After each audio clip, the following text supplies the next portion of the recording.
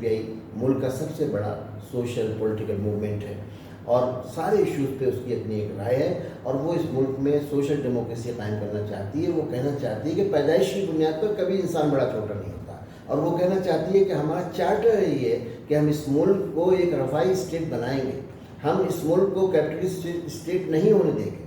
अब धीरे धीरे क्या कर रहे हैं, रिजर्वेशन ख़त्म कर रहे हैं, कास्ट रिवाइवल कर रहे हैं, कास्ट के नाम पर फिर मनुस्मृति लागू कर रहे हैं। और सेकुलर भारत न्यूज़ देखने वाले तमाम दोस्तों और दर्शकों को सुल्तान भारती की तरफ से आदाब, नमस्कार, सत श्री अकाल।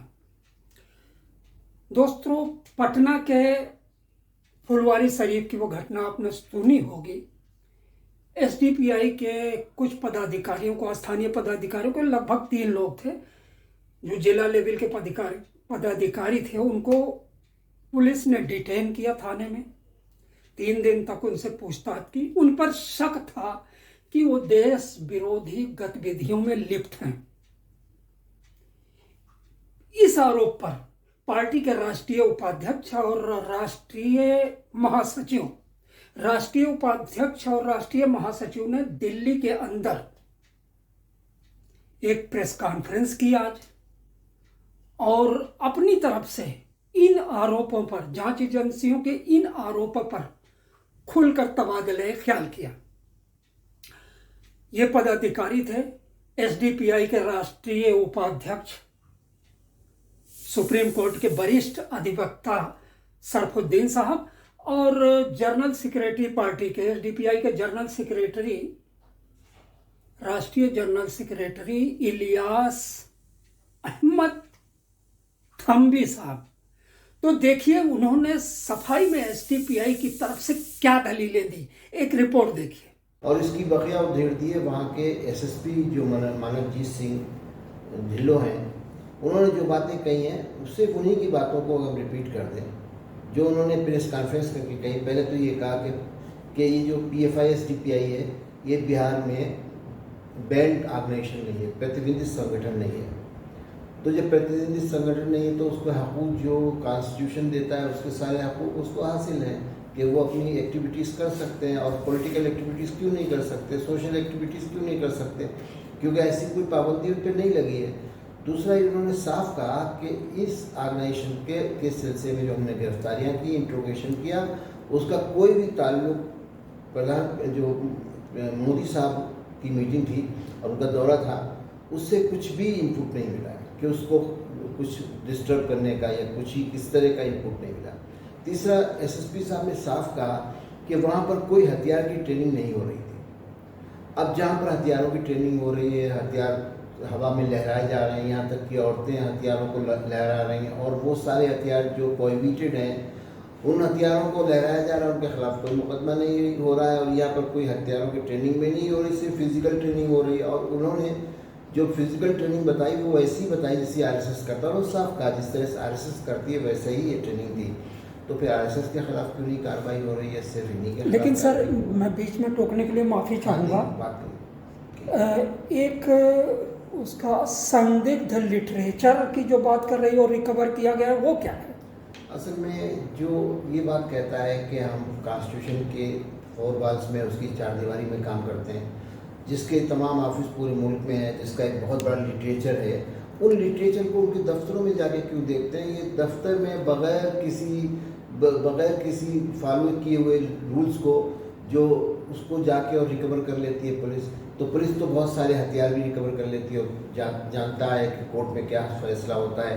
आज तक एनआईए ने कितने केसेस किए हैं पीएफआई पे और सारे केसेस में कोर्ट ने कहा कि आप साबित ही नहीं कर पाए।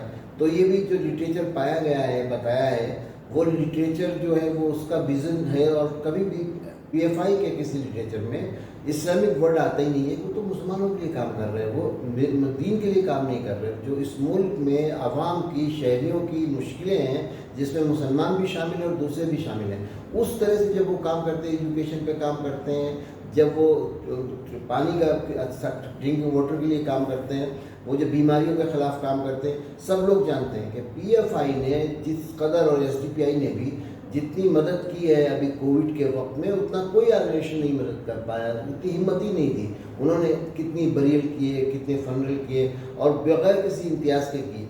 बराबर उन्होंने उन लोगों को जिनका कोई घर वाले छोड़ के भाग गए थे उन्होंने उन सबका ख्याल किया। अच्छा, एक एसएसपी साहब ने ये भी कहा है कि इसका ताल्लुक किसी भी बैंड ऑर्गेनाइजेशन से या फॉरेन ऑर्गेनाइजेशन से नहीं है। उन्होंने साफ कहा कि कोई ताल्लुक अभी तक नहीं मिला है इनका किसी भी ऐसे ऑर्गेनाइजेशन से जो रिलीजियस ऑर्गेनाइजेशन हो, रिलीजियस से भी नहीं मिला। यानी ये प्योरली एक सोशल ऑर्गेनाइजेशन है। एसडीपीआई तो खैर पॉलिटिकल ऑर्गेनाइजेशन है, उसका registration election commission of India के साथ है। और एसएसपी साहब ने ये कहा कि नूपुर शर्मा केस में इनका कोई ताल्लुक नहीं। दोबारा आपको टोक रहा हूँ, मैं फिर उसी मुद्दे पर आता हूँ। अगर पीएफआई इतनी दूध की धूली है तो किस आधार पर उसको आतंकी संगठन घोषित कर रहे हैं? देखिए, पहले तो ये कि आप एक माइंडसेट है मुल्क का। जब मुसलमानों ने नमो शूद्रा के साथ ताल्लुकात करना शुरू किया आज़ादी से पहले, तो लोग इतने घबरा गए कि मुल्क में अगर दलित और मुसलमान साथ साथ आ जाएंगे तो मुल्क में असल मालिक तो ये हो जाएंगे, इनकी हुकूमत हो जाएगी, इसलिए पाकिस्तान बना दो, एक साजिश हो गई। आज वो जहन है कि कहीं ऐसा न हो जाए कि एसडीपीआई तमाम कमज़ोरों के लिए काम कर रही है। वो एक जो डर है कि तमाम कमज़ोर एक साथ ना आ जाएं, इसलिए एसडीपीआई को शैतान के तौर से पेश कर रहे हैं, जो चलने वाला नहीं है।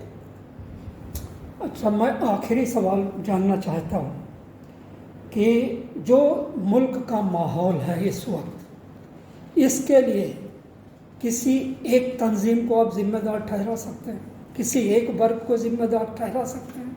देखिए, हम इसको एक जहन है उसको जिम्मेदार ठहरा सकते हैं। जहन ये है कि कुछ लोगों का हक है, वो चूजन पीपल हैं और वो पूरे मुल्क में यानी पूरी कायनात पे हुकूमत करने के लिए, ये जो जहन है ये दुश्मन इसको ठहरा सकते हैं। अब ये जहन जो है इसकी आइडेंटिटी शिनाख्तें बदलती रहती हैं।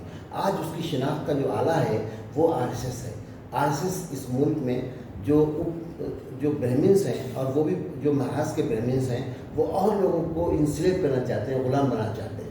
तो उस तरह से वो जो झूठ की बुनियाद पर, क्योंकि उनका जो अपना आइडियल है वो हिटलर मुसोलिनी है, तो हिटलर मुसोलिनी के रास्ते पे चल के फासिज्म कायम करना चाहते हैं। और उसके ज़रिए उन्होंने जो कम्युनलिज्म है, फ़िरका परस्ती है और सरमायादारी के निज़ाम है, उसमें दोनों में नेक्सस हो गया है।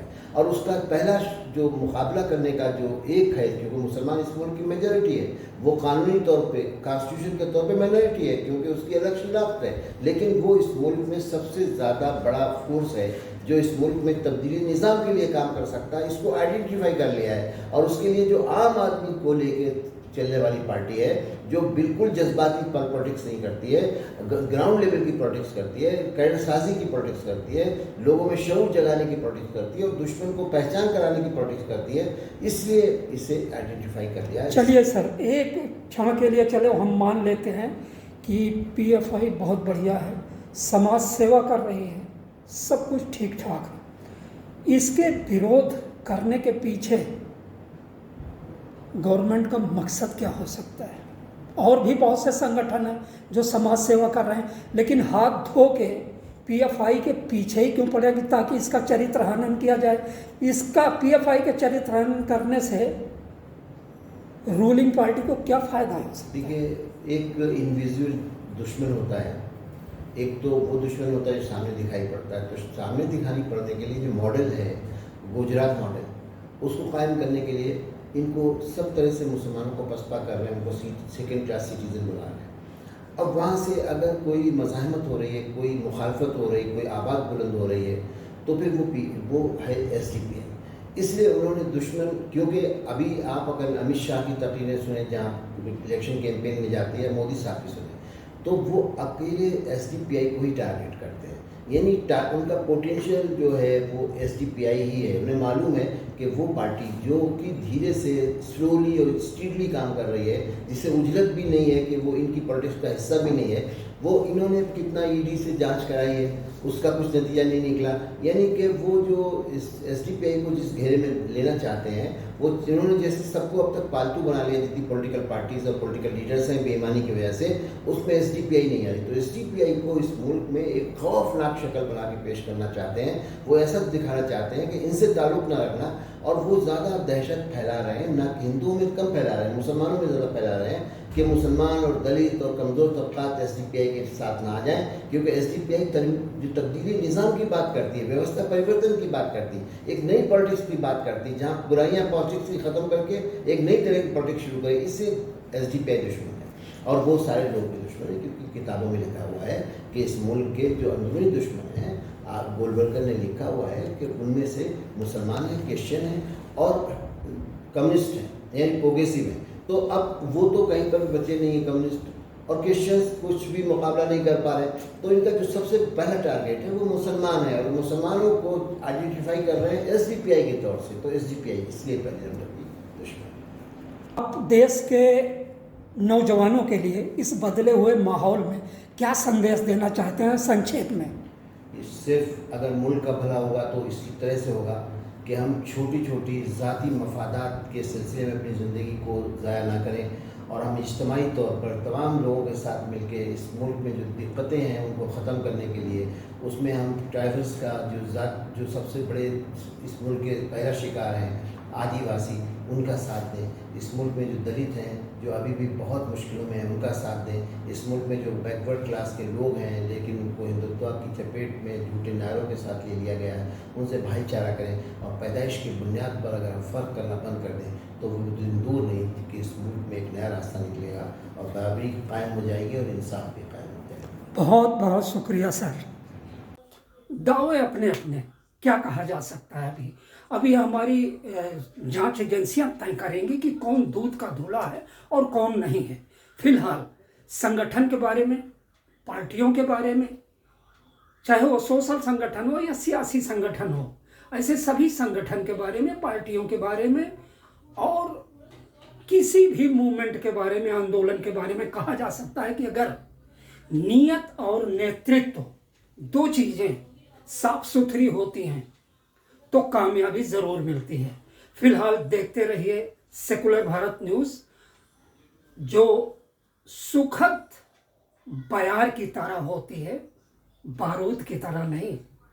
तो सुखद बयार से गुजरने के लिए देश हित में बनाई हुई सेकुलर भारत न्यूज़ देखिए और इस चैनल को थोड़ा अपना मोरल सपोर्ट दीजिए, सब्सक्राइब कीजिए।